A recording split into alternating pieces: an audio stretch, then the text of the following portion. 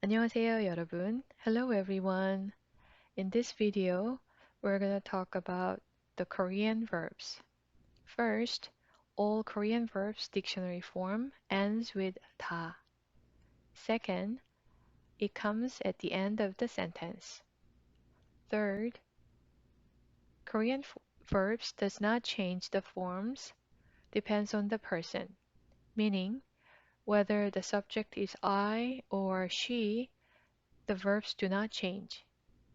Fourth, in English, we can say I go, or we can write down I go. The verbs forms are same, but in Korean, the written form is different from the spoken form. But don't get scared. All the written forms end with 다, so it's easy to recognize. Let's look at the verb kada. That's the dictionary form meaning to go. If you want to make change to this verb, you keep the stem, you drop 다. That's the universal rule to make change to any verb. You drop 다 and then just use the stem without adding anything, or you add different type of ending. Here, we're gonna continue to talk about all the written forms. I go. 나는 간다. 나는 간다. This is present tense, written form. From kada to 간다, we add 니은. So 니은 makes present tense. 나는 갔다. I went. 나는 갔다. From 가다 to 갔다, double 시옷 makes the past tense. Depends on the verb. Instead of double 시옷, we can use ot or at, but we're not going to cover that in this video. Just remember, double 시옷 is associated with the past tense. I will go. This is the future tense. 나는 갈 것이다. 나는 갈 것이다. This looks a little bit longer than the other two, right? That's why we like to shorten. 나는 갈 거다. 나는 갈 거다. Again, from 가다 to 갈 것이다, the change, 리을 것이다 or 리을 거다. Just remember, 리을 is associated with the future tense. I go to school. In English sentence, the verb comes right after the subject. But in Korean sentence, the verb comes at the very end of the sentence. 나는 학교에 간다. 나는 학교에 간다. With 다 ending with 니은, this is written form of present tense. 나는 학교에 간다. I don't go. I don't go. 나는 안 간다. 나는 안 간다. 나는 안 간다 can convey your intention. 나는 안 간다. I don't want. I'm not willing to go. I don't want to go. Or just a simple statement. 나는 안 간다. How about I can't go? I want to go, but I can't go. 나는 못 간다. 나는 못 간다. 나는 못 간다. This sentence has object. I like you. I like you. 나는 너를 좋아한다.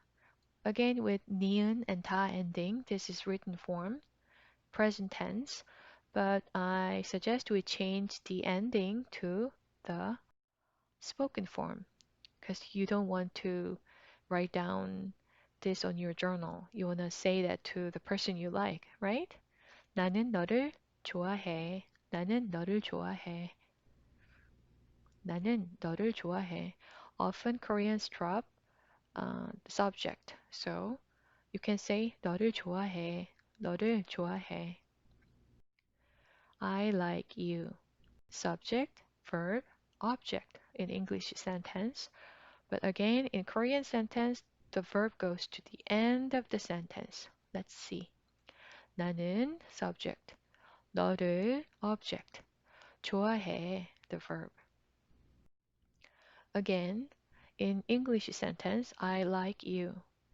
Each word has its own place, and that place, the placement, shows the function of each word.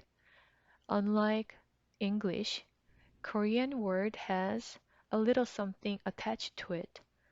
나는, 는 is a subject marker. 너를, 를 is object marker.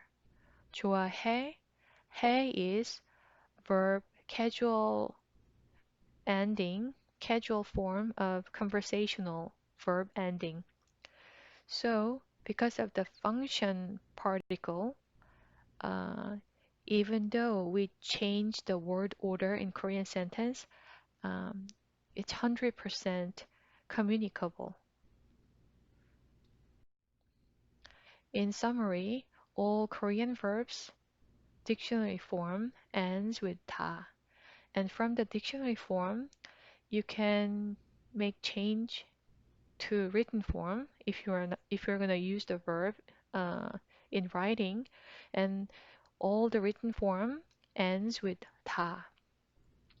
And you can change the verb into spoken forms if you're gonna say it. And when you say it, depends on who you talk to. Um, you have to use different ending, different respective form, different honorific forms. And we're gonna practice a lot with a different ending, right? I want to point out one more thing before we end this video about the 니은 for present, WCO for past, 리을거 for future. That aspect also applies to the spoken form of verb conjugation. So, for example, 가다, you can apply different tense to each honorific level. So it can intimidate you if you're a beginner, but with a lot of practice and exposure, it will come super easy. Later, you don't even have to think about all the rules. It will just come to you naturally.